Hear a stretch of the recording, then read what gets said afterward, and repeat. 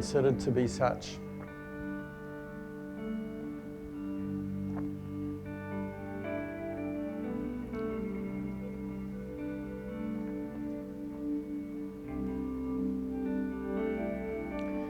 This is Isaiah 61, 1-4.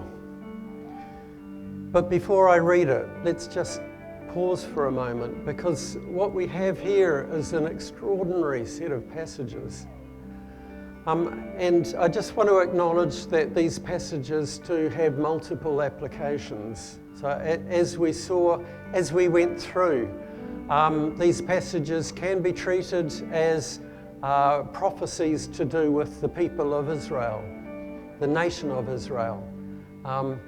These prophecies had to mean something to the people who first heard them. So God is prophesying to and speaking to his people and talking about their redemptive suffering that they were experiencing.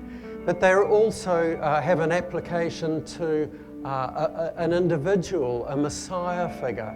And as we've seen, that Messiah figure is so clearly Jesus.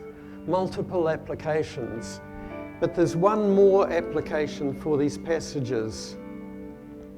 These passages are about us,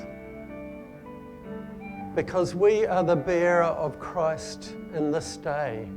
If these passages are prophecies about the servant who became Christ, who died on the cross for our salvation and who was raised, he sent the Spirit of Jesus to us. We are the bearers of Christ in this day. These prophecies are about us.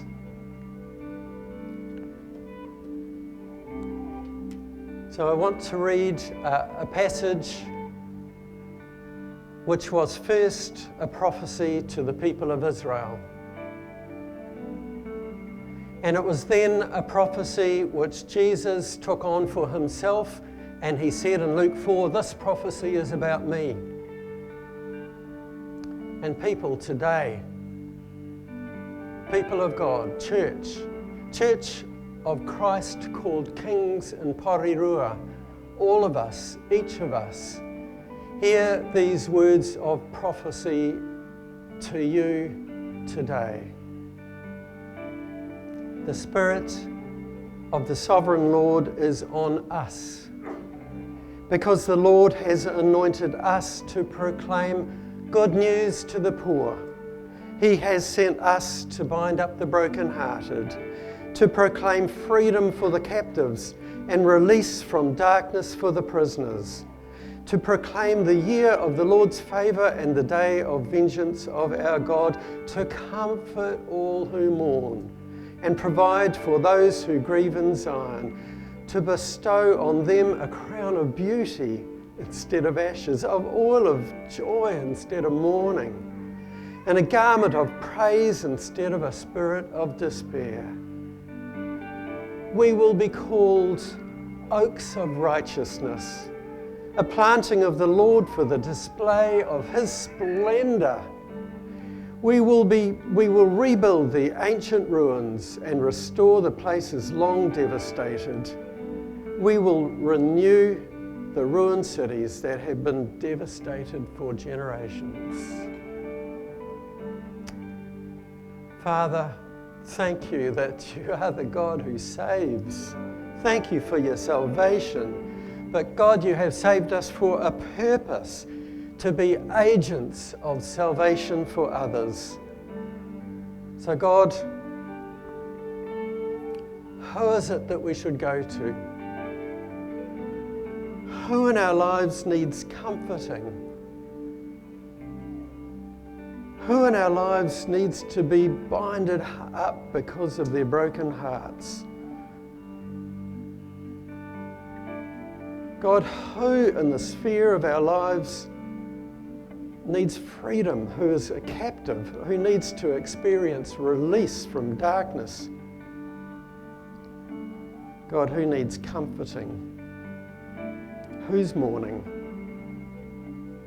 Who is carrying a spirit of despair and needs to turn that into garments of praise? God, who in our lives, where in our lives can we rebuild?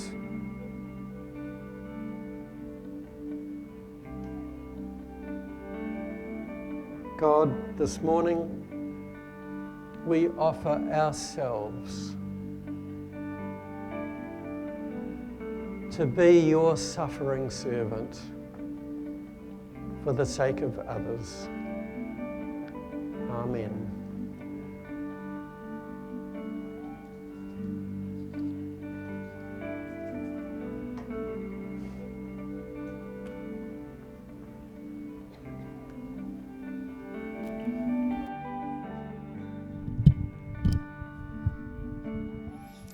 Can we just stand, please? Let's stand.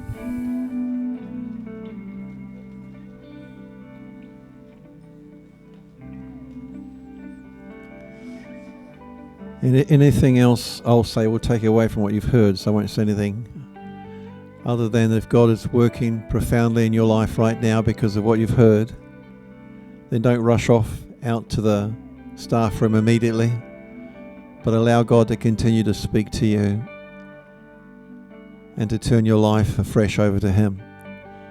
And if you've never done that before, then Gary and I and others will be just hanging down the front here. We'd love to talk with you and pray with you. If you, as you took the bread and the wine, you did it for the very first time and said, Lord, I'm following you now.